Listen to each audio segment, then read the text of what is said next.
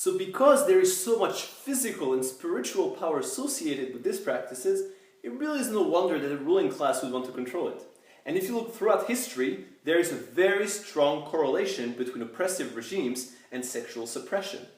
The serpent of feminine sexual energy was turned into a devil by the church.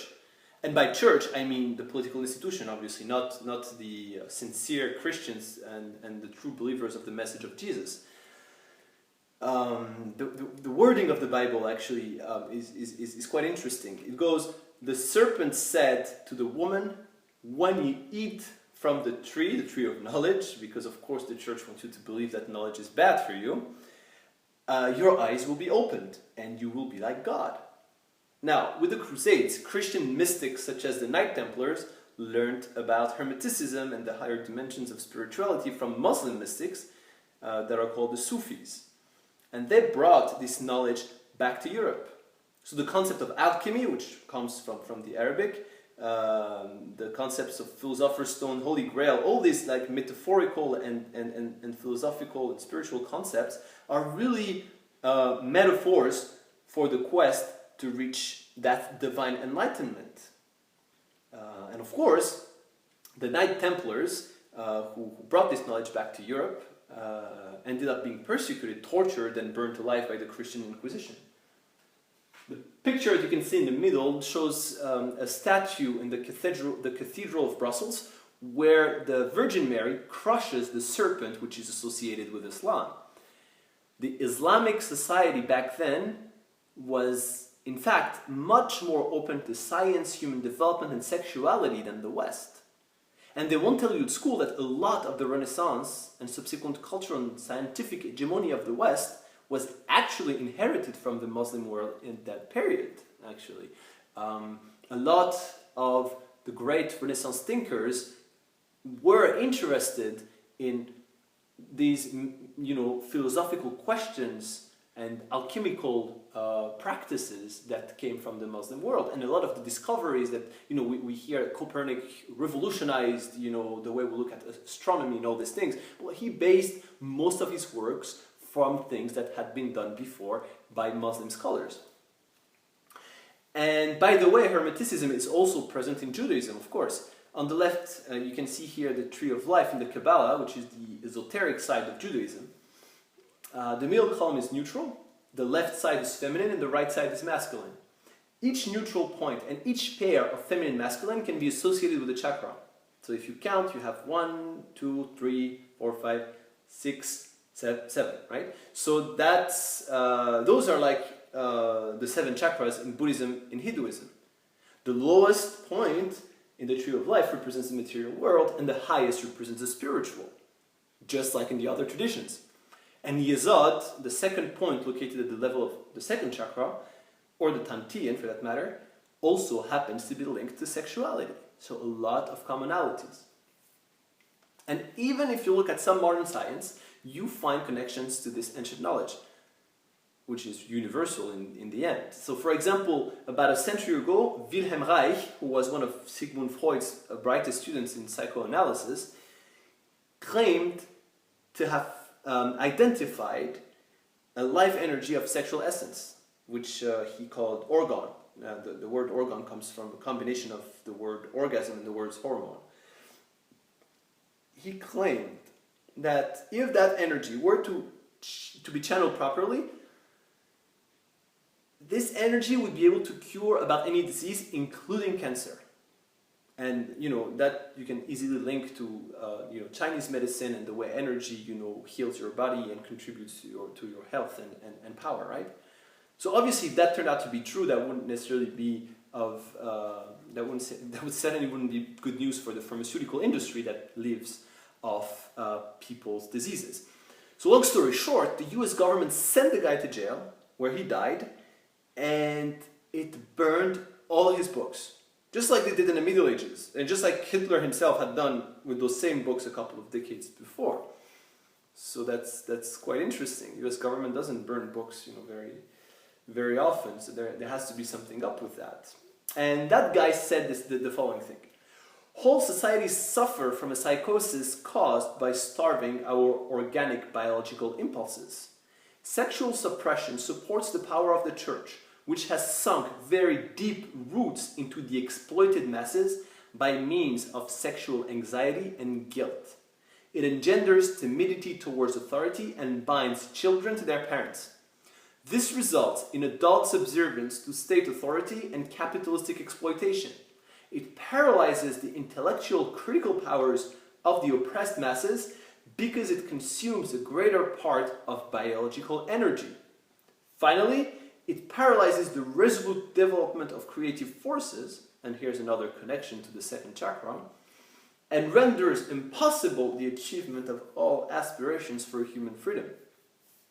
In this way, the prevailing economic system in which single individuals can easily rule entire masses become rooted in the psychic structures of the oppressed themselves.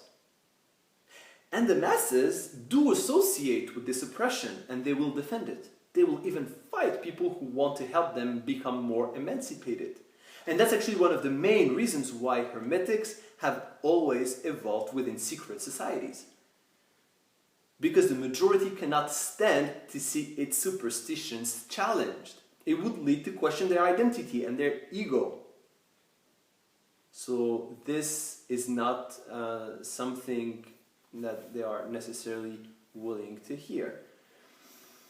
So, and if you look at history, by the way, you will see that systematically, people who tried to make that esoteric and spiritual knowledge public were systematically essentially persecuted. A great example is Jesus, or another Sufi mystic called Mansur al-Hallaj in the 10th century in Baghdad.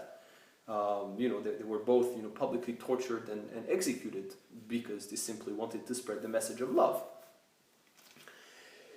Now, the quote from Wilhelm Reich that I just talked about sexuality definitely makes sense in its context in the first half of the last century, because the society back then was much more traditional, and the church had a much deeper impact. It still does, but less and less.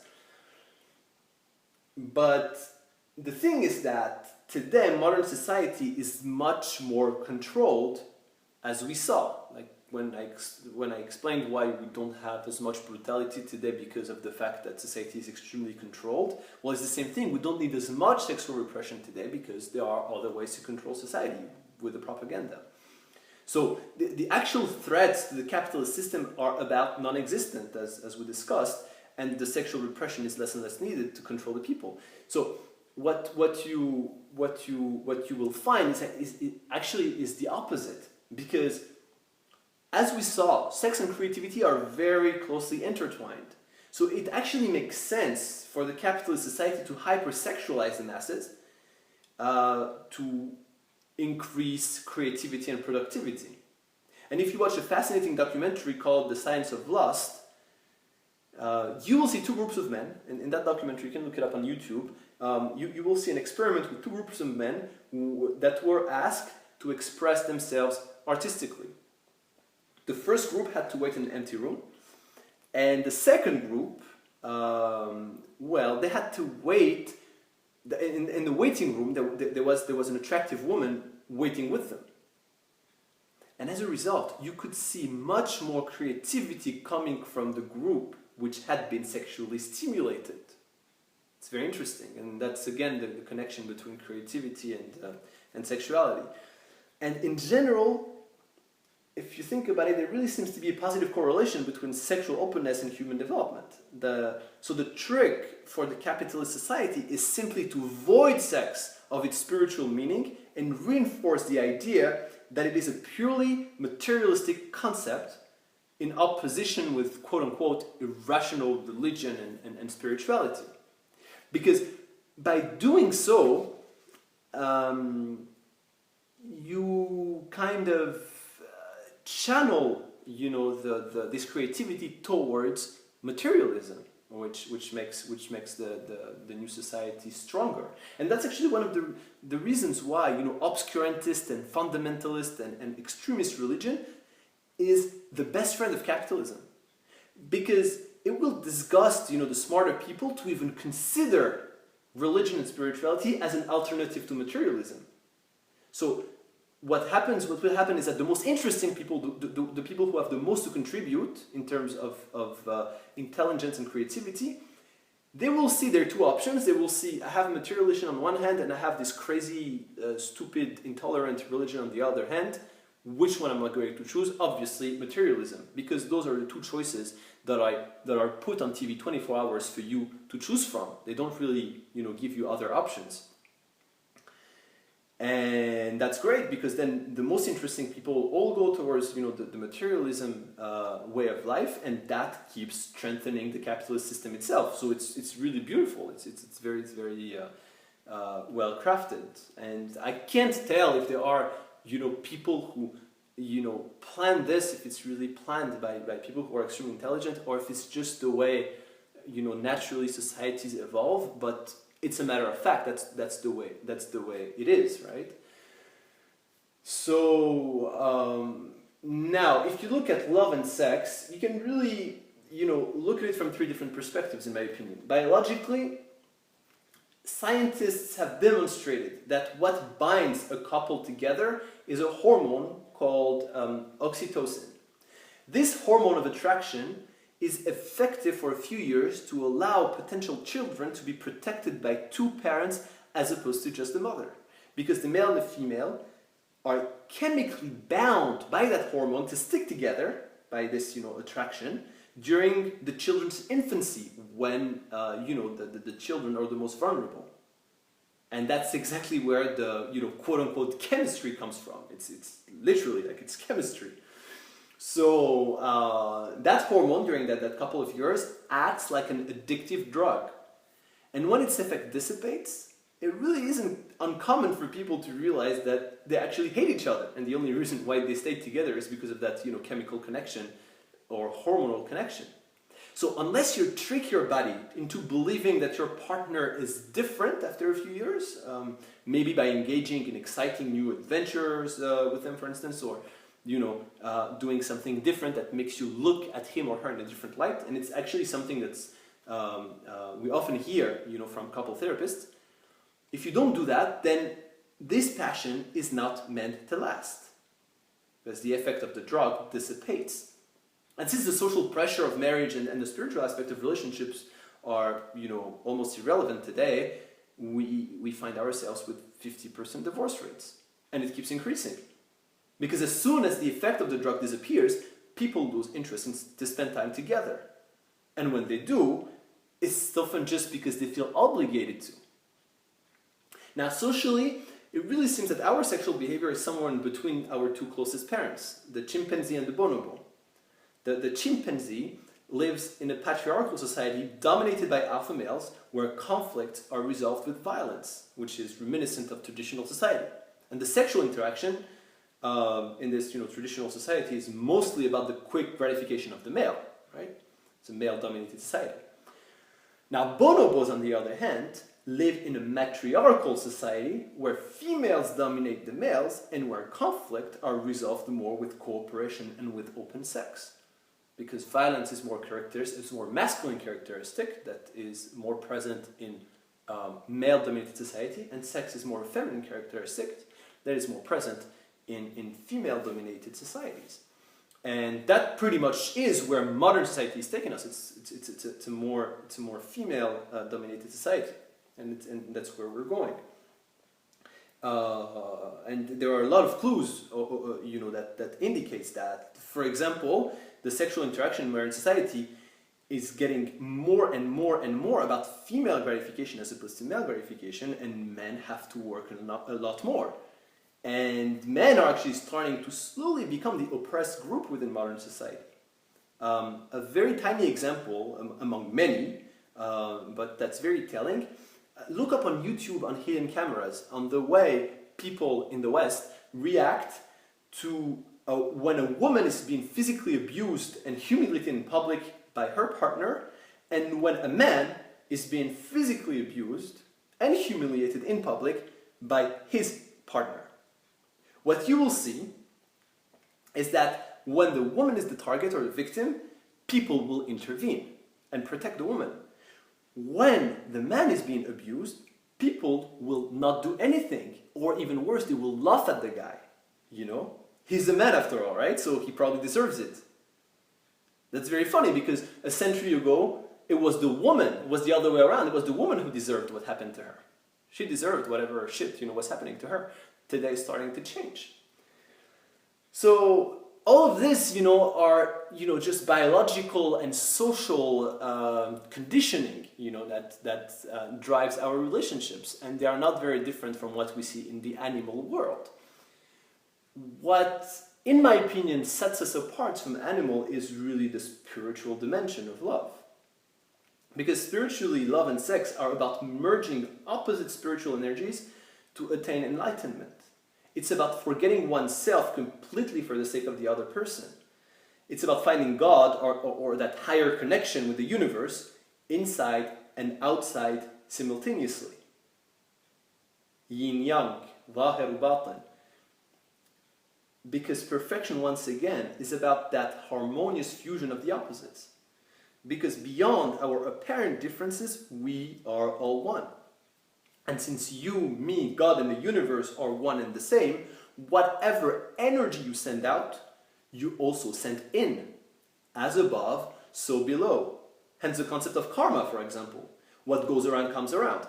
Simply because there is no difference between what is outside of you and what is inside of you. Therefore, the secret to a happy life is really to love everything and everyone unconditionally, including your enemies. And the definition of love is actually extremely simple. I think it was best summed up by the great philosopher Gottfried Leibniz, who said to love is to find pleasure in the happiness of others. Not for the profit that we gain from it, but because it is agreeable to us in itself, even when it seems to go against our selfish interests. That is just an illusion, because love is always good. It's very simple. Just find pleasure in the happiness of others. Now, because he was deeply religious, this Leibniz guy, because he believed in the perfection of the universe and the goodness of God, he was slandered by the philosophers of the Enlightenment, especially Voltaire in his novel Candide, where he is pictured as a very naive, and a bit stupid philosopher. He's represented by the character of Pangloss in that novel. But in reality, Leibniz was one of the greatest philosophers in history. First of all, he spoke a lot of languages and he knew about world cultures as far as China, at a time when, ethnocentrism was the rule. He was also a great scientist. He invented the binary computation system, which we use in computers today, thanks to him. He invented calculus, which is fundamental to modern science, and he even postulated that time and space were relative, more than 2 centuries before Einstein's theory of relativity. And yet, in high school, I remember, this guy was presented to us as a clueless idiot, essentially. That's very interesting. Because he wasn't part of that, materialism mindset. So he must be stupid, right? Because essentially, when you go to school in the West, and the school system in the West is supposed to be the best in the world. So that's the reason why I'm focusing on that school system. If I talk about any other school system, it would be probably even worse. But it is very biased, like any other school or any other propaganda system. And one of these biases is that religion is the stupid expression of irrational fear. And hence, anyone who believes in it must be stupid, like Leibniz, right? But the thing is that religion is not about this. Politics is about this. And politics has been manipulating religion since the beginning of times. Religion, or spirituality if you prefer, is about indulging in rational love.